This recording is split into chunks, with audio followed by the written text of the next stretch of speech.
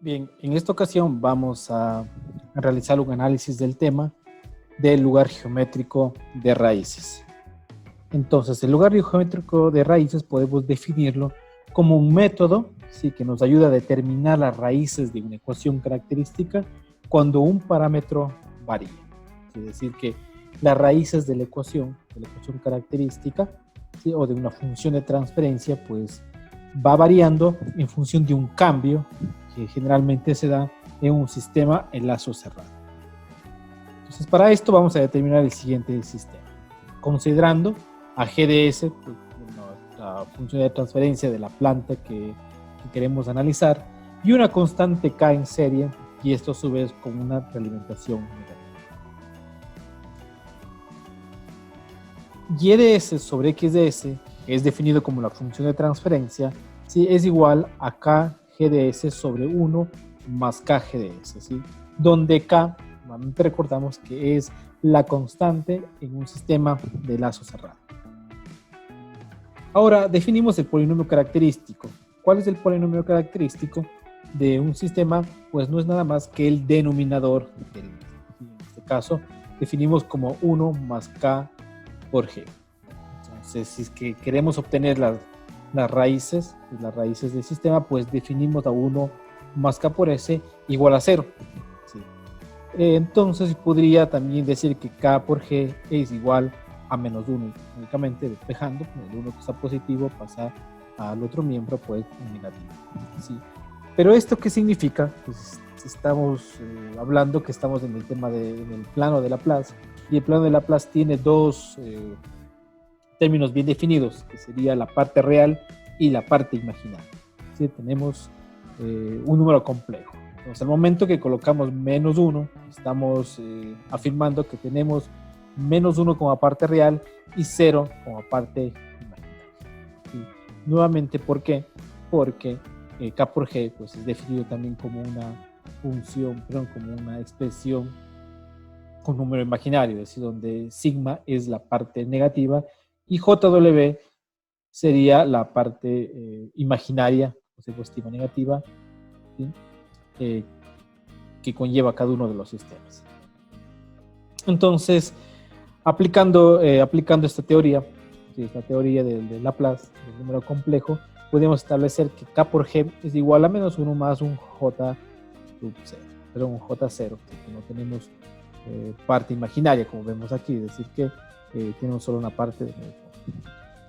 Pero también podemos expresar esto en un fasor, es decir, recuerden que podemos colocarlo esto en forma rectangular, como está aquí, o pasarlo también en forma polar, es decir, como un ángulo, ¿sí?, como una magnitud y un ángulo. Entonces, la magnitud, evidentemente, pues es 1, ¿sí?, y el ángulo sería 180, tal como vemos aquí en la gráfica. Si acá comenzamos con el ángulo 0 y damos la vuelta hasta que sea menos 1, pues eso indicaría que el ángulo es 180. Entonces, podríamos definir que K por G, de su modo polar, representación polar, sería 1, ¿sí?, equivalente con un ángulo de 180 multiplicada por 2K más 1. Este K, no confundir que no es el K de la ganancia, sino es un K definido como 1, 3 y 5, es decir, que puede dar las vueltas, ¿sí?, en esta circunferencia y llegar al mismo punto. Entonces, queda definido de esta forma. Bien, entonces regresamos al tema de K, de la constante K impuesta en este polinomio para poder revisar qué es lo que sucede con las raíces. ¿Sí? Vamos a determinar, o vamos más bien a buscar la equivalencia de esta función de transferencia. ¿Sí? Sabemos que es un polinomio, ¿sí?, que tiene un polinomio, en el numerador y un polinomio en el denominador. Entonces, hay otra forma de expresarlo, de un S a la M, siendo M la potencia del grado, potencia que representa el grado del numerador de los polos, y N la potencia que representa el grado del denominador en los polos, y en la parte superior sería los ceros. Podría también representar, ¿sí?, como una multiplicación de todas las raíces, tanto en los ceros como en los polos, ¿sí?, de esta forma. Entonces es una forma equivalente de representar el 1 más K por G. Luego de esto, pues podría multiplicar a toda esta expresión por los polos, del sistema, desde S hasta Pi, pues esta multiplicación de los polos, y pues tengo la siguiente expresión, ¿no? Donde sigue también K estando presente en esta expresión. Si es que K es igual a 0, es decir, si es que la ganancia comienza desde 0, ¿sí? Desde 0, vamos a mirar que este elemento pues se elimina, por lo tanto, si es que K es igual a 0, pues el lugar geométrico de raíces inicia en los polos. Es decir, miren, pues todos los ceros se eliminaron. Por otra parte, si K es igual a infinito, ¿sí? Entonces tenemos este término nuevamente, podemos dividir para K a todo, de tal forma pues que esta K que teníamos inicialmente se desaparece y aparecía 1 sobre K en el otro término de los polos. Llevamos a este K hacia infinito, pues resulta que este término se elimina, quedándome únicamente pues los ceros del sistema. Entonces, la primera conclusión es que K, y puede ir K desde este parámetro de variación de K en el sistema realimentado, puede ir desde 0 hacia infinito. Pero ¿qué pasa con los polos y los ceros? ¿O qué pasa con el lugar geométrico? Es decir, que aparece una gráfica donde se va dibujando la trayectoria de este lugar, pero desde los polos en K igual a 0 hacia los ceros con K igual a infinito. Es decir, el lugar geométrico de raíces comienza en los polos y termina en los ceros. ¿Sí? Entonces eso es lo que mencionamos en esta frase. Pues el lugar geométrico de raíces pues, comienza en los polos por esta ecuación que ya lo resolvimos y termina en los ceros también por esta expresión. Pero aquí colocamos algo que dice ceros finitos o ceros infinitos. Es decir, que los polos siempre tienen que converger a un punto, en este caso los ceros. Puede que en el numerador solo no exista ceros, por ejemplo, entonces los polos irán hacia un punto infinito. Entonces serían los ceros infinitos. Pero si existe un cero, pues uno de los polos terminará su recorrido en ese cero, mientras que el resto se irá hacia el infinito. Bien, entonces con esta idea, pues apliquemos esto pues, a un sistema de primer orden, ¿sí? O más bien miremos cuál es el lugar geométrico de raíces de un sistema de primer orden. Consideramos el mismo esquema, solo que G de S, en este caso, pues viene a ser A1 sobre S más 1. Claramente esto es un sistema típico de primer orden. Entonces, si es que yo resuelvo este problema, tenemos el T de S, pues vamos a mirar que la respuesta sería K entre S más 1 más K. ¿Sí? Es decir, aquí pues claramente vemos que el polo sería su valor de menos 1 el polo, y acá sería menos 1 y menos K. Es decir, el valor negativo aumenta según el valor de K. Entonces podríamos mirar este comportamiento. Comenzamos en 1, ¿sí? Como decía GDS, si comenzamos en 1 y se va aumentando el polo, va aumentando de forma negativa, va aumentando según lo que K diga, ¿no? ¿Cuál será el valor de K? Si K vale 2, por ejemplo, si K vale 2, pues el polo estaría en menos 3, estaría en este punto. Entonces miramos que el lugar geométrico de raíces comienza en el polo, ¿sí? Y se va hacia el infinito, hacia un cero infinito. Entonces, nuevamente, pues tenemos aquí la función de transferencia de primer orden, la función realimentada, ¿sí? Y miramos que comienza en 1, con la ganancia de 0, pero comienza el polo en menos 1, y si es que K vale 2, ¿sí? Pongamos que K vale 2, ¿sí? Tendríamos que el polo estaría en menos 3, aquí está, menos 3 con una ganancia de 2, es decir, confirma lo que en la lámina anterior miramos en cuanto a la trayectoria de este lugar geométrico. Pero ¿qué es lo que sucede si esto con la respuesta al escalón? ¿Qué pasa si es que voy aumentando? ¿Qué pasa con la respuesta al escalón? ¿Sí? Hablando de que estamos aumentando K. Entonces, inicialmente, pues la línea azul sería cuando K tiene un valor de 1, ¿sí? Y si aumento K, pues también se va eliminando el error de estado estable, como vimos en el video anterior, el error de estado estable, y también el sistema se va haciendo más rápido. Más rápido, ¿por qué? Porque me voy alejando del origen. Recuerden que si nos alejamos del origen, pues del polo, el sistema se hace más rápido, sobre todo en un sistema de primer orden. Bien, ¿qué sucede ahora con sistemas de segundo orden? Pues nuevamente aplicamos este concepto de realimentación, ¿sí? Y vamos a mirar un ejemplo típico de sistema de segundo orden. Sí, aquí tenemos dos citas WN, recordamos que ese 7 equivaldría a ese valor, el 5, el WN cuadrado, y coincide con el numerador también 5. Entonces, bueno, para recalcar también, este sistema no tiene un polos finitos, sino hay un valor de S en el numerador, entonces tendría ceros de infinitos. Bien, si es que hago la realimentación, pues me encontraría con esta ecuación de aquí, donde yo puedo aplicar y sacar las raíces desde K cuando valga 0 hasta cuando K tienda al infinito.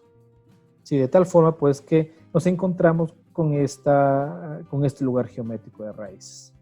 Donde yo comienzo, pues recuerden que si es que yo obtengo las raíces de G de S, pues en este caso sería un sistema con raíces reales, ¿sí? Con raíces reales y diferentes, entonces comenzarías desde este punto, y desde este punto que está por acá, ¿sí?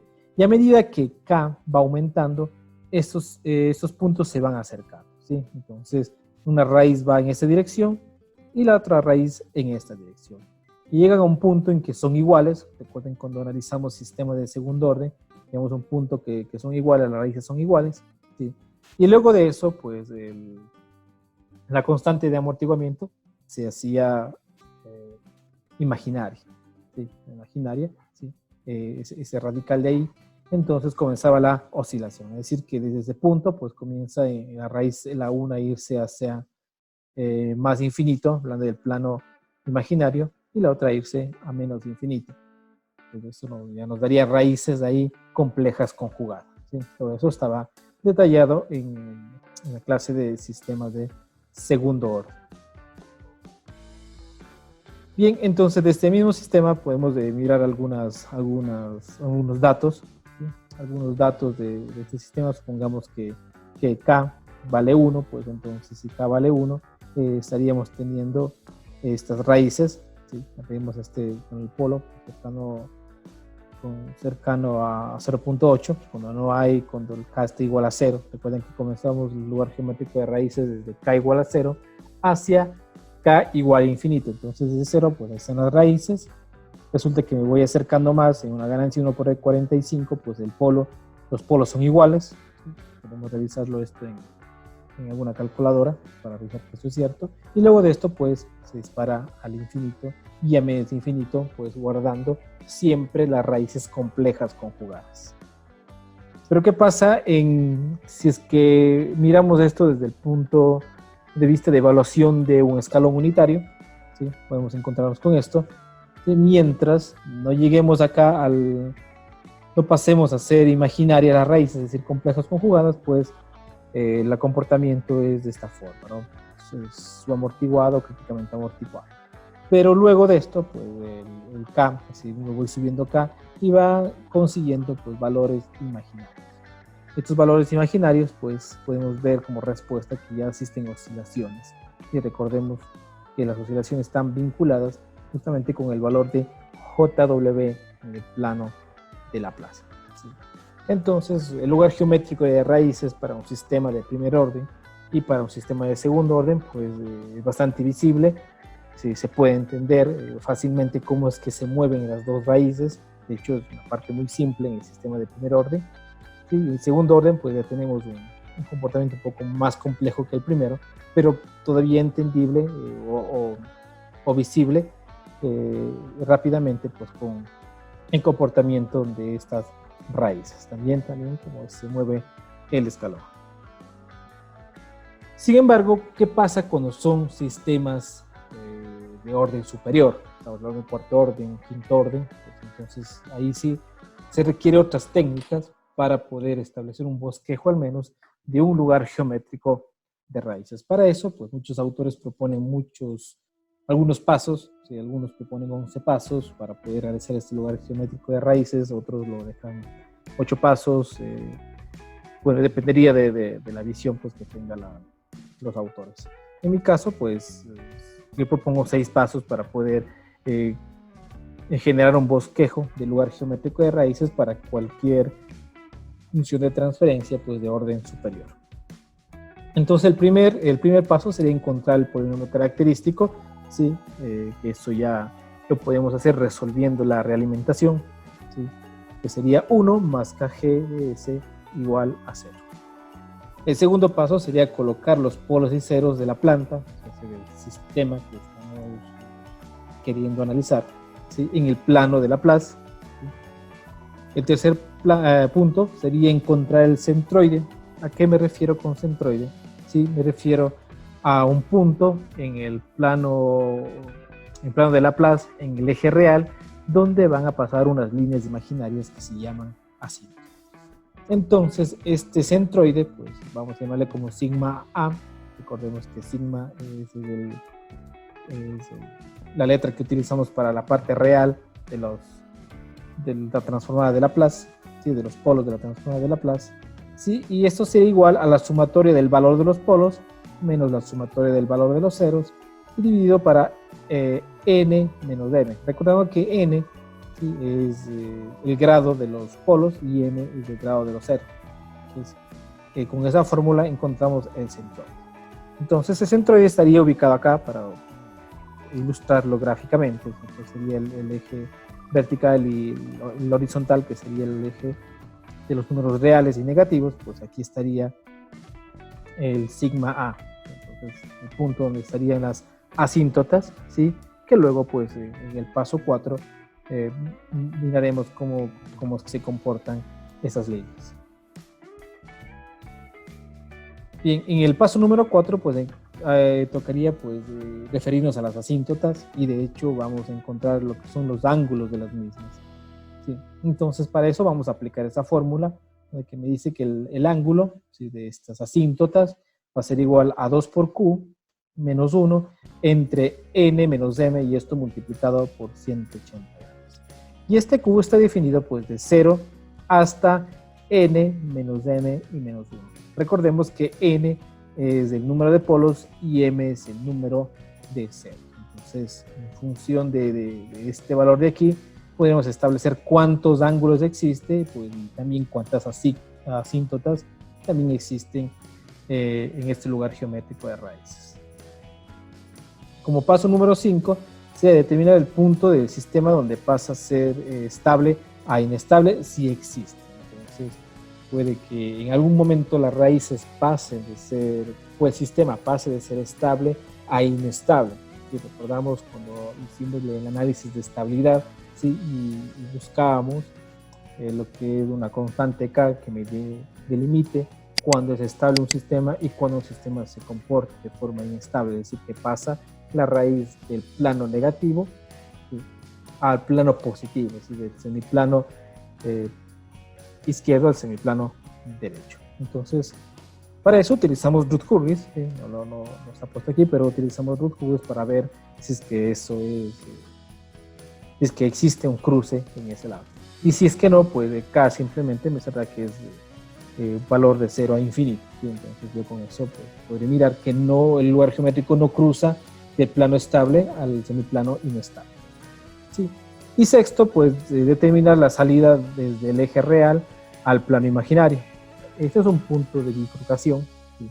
Si recordamos hace unas 3 láminas atrás, miramos el sistema de segundo orden y justamente las raíces llegaban a coincidir en un punto y desde ese punto pues se portaron como imaginarios, se comportaron de forma imaginaria. Sí, entonces en ese punto donde dejan de ser puramente reales y pasan a tener un componente imaginario es el punto pues, que estamos hablando en el paso número 6. ¿Sí? Entonces para eso pues vamos a utilizar esta diferencial de la ecuación del sistema pues en ese